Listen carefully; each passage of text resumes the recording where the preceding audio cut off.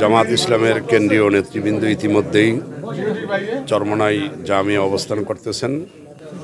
কিছুক্ষণ পরেই ইসলামী আন্দোলন বাংলাদেশের মোহতারাম আমির মুফতি সৈয়দ মোহাম্মদ রেজাউল করিম পীর সাহেব হুজুর চরমোনাইয়ের সাথে সাক্ষাৎ হবে।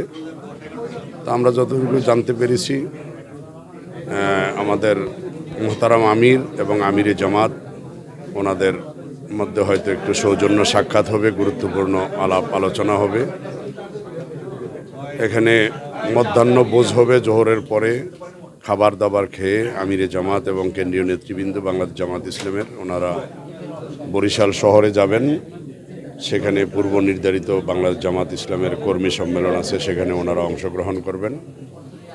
তো আমরা আশা রাখি নতুনভাবে একটা কিছু হতে যাচ্ছে এবং সেই অপেক্ষায় আমরা আছি পুরা দেশবাসী। কারণ আমরা চাই ইসলামপন্থীদের মধ্যে যে দূরত্ব সেটা যেন কমে আসে, আমরা যেন পরস্পরের কাছাকাছি আরও বেশি যাইতে পারি।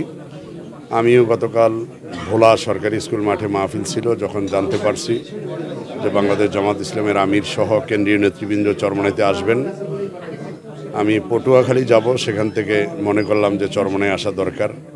তো আমি আলহামদুলিল্লাহ কুমিল্লা মহানগর ইসলামী আন্দোলনের সভাপতি হিসাবে আজকে জামাত ইসলামের নেতৃবৃন্দ চরমোনাই আগমন, এটা আমার দৃষ্টিতে অত্যন্ত একটি ভালো দিক।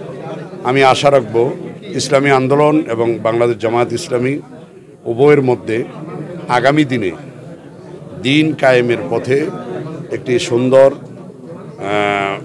সিদ্ধান্ত আসবে, যাতে করে আমরা ইসলামপন্থীরা সকলে ঐক্যবদ্ধভাবে বাংলাদেশে ইসলামী হুকুমত প্রতিষ্ঠার জন্য কাজ করতে পারি। আল্লাহ পাক যেন এই উভয় সংগঠনের শীর্ষ নেতৃবৃন্দের বৈঠকের মাধ্যমে এই ধরনের একটা সিদ্ধান্ত যেন আসে, সেই অপেক্ষায় আমরা আছি। ধন্যবাদ আপনাদের।